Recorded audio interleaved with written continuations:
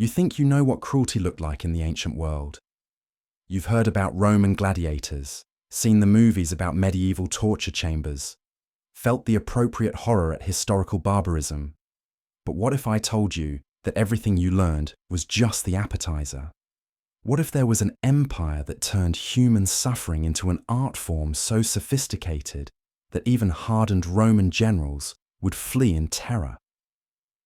Today, we're diving into the Byzantine Empire's most nightmarish practices, where emperors didn't just execute prisoners, they choreographed their destruction with mathematical precision.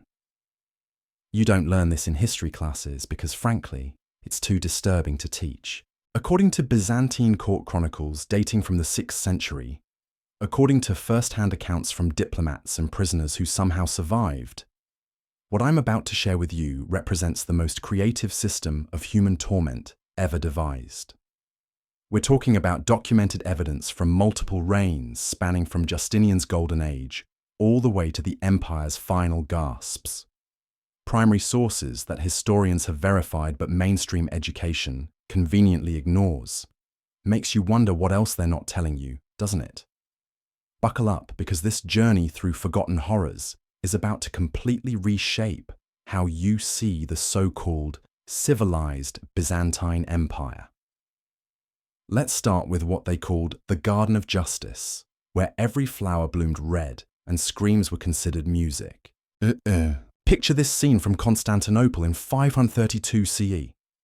The Nika riots have been crushed, and Emperor Justinian stands in his private courtyard watching as 30,000 rebels are dragged before him in chains. But here's what your textbooks conveniently forget to mention. This wasn't going to be a simple mass execution. The Byzantines had spent centuries perfecting something far more elaborate. They called it the choreography of consequences, and it was about to turn the hippodrome into history's most horrific theatre. What most people don't realize is that Byzantine punishment wasn't random brutality. It was calculated performance art, where the medium was human flesh and the canvas was public terror.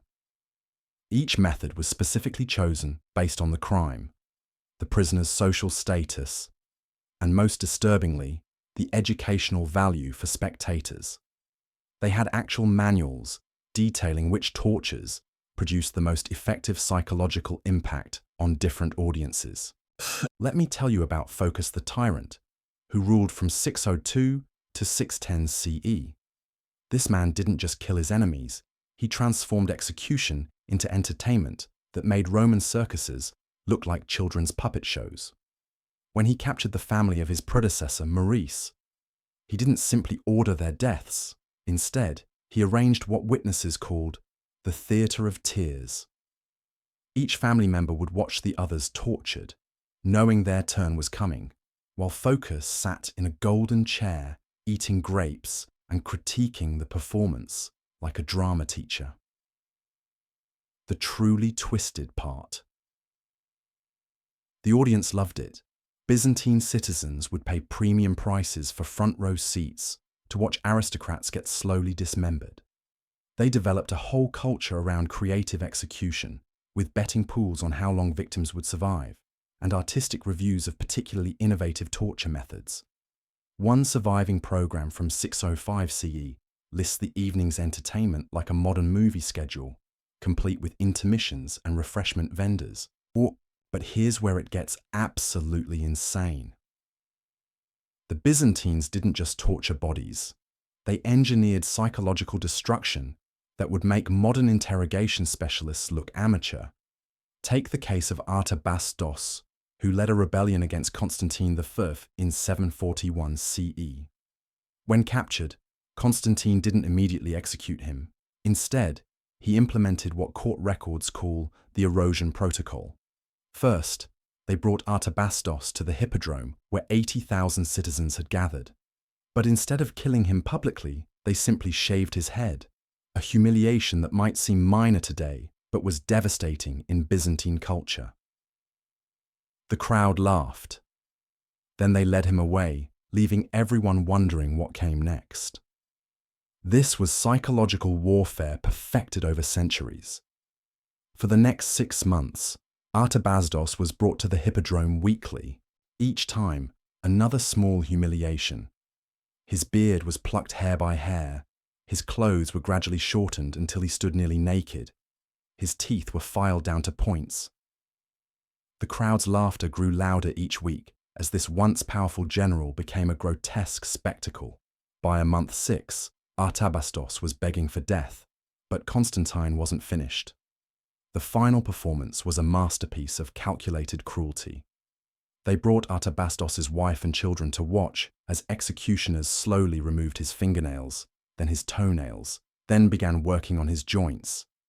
But here's the truly diabolical part. They gave him a choice at each stage: continue the torture, or watch his family take his place. Every scream was a decision. Every moment of agony was his choice. The psychological destruction was so complete that witnesses reported Artabasdos aged decades in hours. Constantine V didn't just execute a rebel, he created a legend that would terrify potential insurgents for generations. That wasn't cruelty. That was strategic psychological warfare using human suffering as the weapon. The message was clear. Rebellion doesn't just cost your life, it costs your sanity, your dignity, and potentially your family's lives too. But individual executions were just warm-up exercises.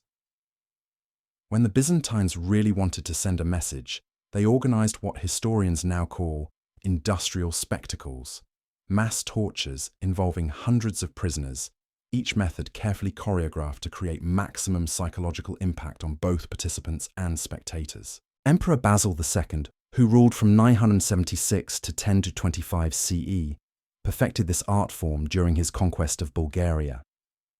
After the Battle of Clydion in 1014, he captured 15,000 Bulgarian soldiers. A normal emperor might have executed them quickly or ransomed them back. Basil had different plans. He was about to create a horror show so devastating that Bulgaria would never recover psychologically. The Bulgarians were divided into groups of 100. In each group, 99 men had their eyes completely removed. The 100th man had only one eye taken, leaving him able to see just enough to guide his blind comrades home. Imagine the march back to Bulgaria. Thousands of sightless warriors stumbling through mountain passes, led by half-blind guides, creating a parade of human wreckage stretching for miles. But Basil's genius wasn't just in the physical mutilation, it was in the timing and presentation. He released these broken men during Bulgaria's harvest season, when every able-bodied person was needed in the fields. Suddenly, thousands of productive warriors became permanent burdens requiring constant care. The economic impact was catastrophic, but the psychological devastation was even worse. When Bulgarian Tsar Samuel saw this parade of mutilated soldiers returning to his capital, witnesses reported he suffered a stroke and died within days. Basil had literally killed an enemy ruler with horror. An entire nation's military spirit collapsed not from defeat in battle, but from seeing what happened to defeated soldiers. This wasn't just conquest, it was psychological annihilation, using human bodies as the message. The mathematical precision of Byzantine cruelty becomes clear when you examine their punishment categories. They had specific tortures for different crimes, social classes, and desired outcomes. Treason required public spectacle to deter others. Theft needed painful but recoverable punishment to maintain the workforce. Religious crimes demanded symbolic mutilation that matched the spiritual offense. Palace records from the 10th century reveal actual bureaucratic departments dedicated to creative punishment. The Office of Corrective Justice employed architects who designed torture devices, physicians who calculated survival rates, and artists who choreographed public executions for maximum dramatic impact.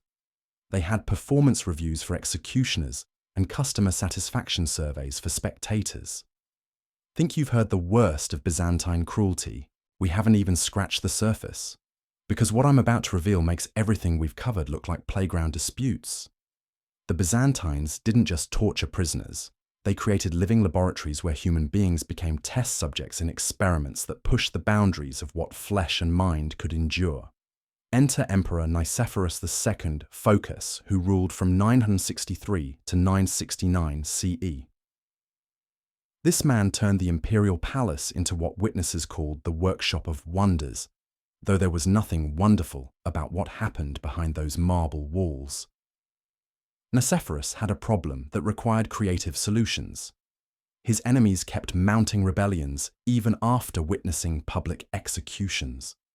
Clearly, fear of death wasn't enough. He needed something that transcended mortality. The solution was the living death protocol. Instead of killing traitors, Nicephorus would transform them into walking warnings that would haunt the empire for decades. The process began with surgical precision that would make modern medical schools recoil. Palace physicians, working under imperial orders, would systematically remove prisoners' ability to communicate while keeping them perfectly aware and mobile. Here's how it worked, and I'm warning you, this gets disturbing fast. Prisoners would have their tongues surgically removed, not cut out like medieval barbarians, but carefully extracted by trained doctors to prevent fatal bleeding. Then their vocal cords were severed with instruments designed specifically for this purpose. Their hands were crushed using specially designed presses that destroyed fine motor control while leaving the limbs attached. But the real horror was what came next. These mutilated prisoners weren't executed or imprisoned. They were released back into society as living advertisements for imperial power. Imagine encountering one of these broken humans in the marketplace, trying desperately to communicate their warning but unable to speak, write, or gesture effectively. They became walking nightmares that reminded everyone what happened to those who opposed the emperor. The psychological impact was devastating and precisely calculated. These living ghosts would appear at public gatherings, markets, and religious ceremonies, their presence alone enough to silence any talk of rebellion. Mothers would point them out to children as cautionary tales. The empire had created a permanent exhibition of consequences that required no maintenance and never closed. Court records show Nicephorus released over 300 of these mutilated prisoners during his reign. Byzantine cities became populated with shambling reminders of imperial justice. The mere sight of one could end political conspiracies before they began. It was psychological warfare that used human beings as permanent propaganda. But even this wasn't the pinnacle of Byzantine innovation. That distinction belongs to the reign of Michael III, known to history as Michael the Drunkard, though his sobriety would have been more terrifying. Between 842 and 867 CE, Michael perfected what scholars now call selective sensory elimination, a torture method so precisely calibrated that victims could be maintained at the exact threshold between sanity and madness for years. The process required a team of specialists working in coordination. First, palace physicians would map each prisoner's sensory capabilities through extensive testing. They determined which senses were most crucial to that individual's identity and psychological stability. A musician might depend heavily on hearing, a painter on sight, a perfumer on smell. Then began the gradual removal process. Not all at once, which would be too simple, but systematically over months. The victim's strongest sense would be partially impaired first, just enough to cause distress, but not complete loss. As they adapted to this handicap, the next sense would be targeted. The goal was to keep prisoners in a constant state of adaptation and loss, never allowing them to fully adjust to their new limitations. One documented case involves a court scribe named Theodore who had criticized imperial policy in his writings. Michael's specialists determined that Theodore's identity was bound to his exceptional vision and precise handwriting. Over 6 months, they gradually damaged his eyesight using controlled applications of caustic substances, reducing his visual acuity in precisely measured increments. As Theodore struggled to adapt to diminishing sight, they began damaging the nerves in his hands, causing tremors that made writing increasingly difficult. The psychological torture was watching his life skills slowly disappear while knowing exactly what was happening but being powerless to stop it. Theodore spent his remaining years as a living lesson in the consequences of criticizing imperial authority. So there you have it.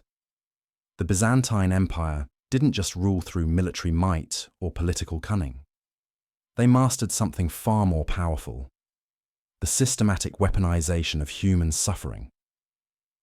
From Justinian's choreographed executions to Michael's sensory elimination protocols, these weren't random acts of cruelty. They were calculated instruments of control that kept an empire stable for over 1,000 years. Every time you see a movie about medieval torture or read about ancient barbarism, remember this: the Byzantines made everyone else look amateur. They turned human misery into an exact science, complete with manuals, specialists, and performance metrics. While other empires conquered through force, Byzantium conquered through fear so precise it could be measured and replicated. The next time someone tells you about the glory of Byzantine civilization, about their art and architecture and cultural achievements, ask them about the Office of Corrective Justice. Ask them about the living laboratories and the walking advertisements for imperial power. Because behind every golden dome and marble column stood a system of human destruction so sophisticated that even today's interrogation specialists study their methods. Makes you grateful for boring modern justice systems, doesn't it? At least when our governments disappoint us, they don't transform us into living warnings for future generations. The Byzantines proved that the most terrifying tyranny isn't the one that kills you quickly. It's the one that keeps you alive just long enough to become a lesson for everyone else. Because if they could bury 1,000 years of systematic horror this thoroughly, what else are they hiding from you?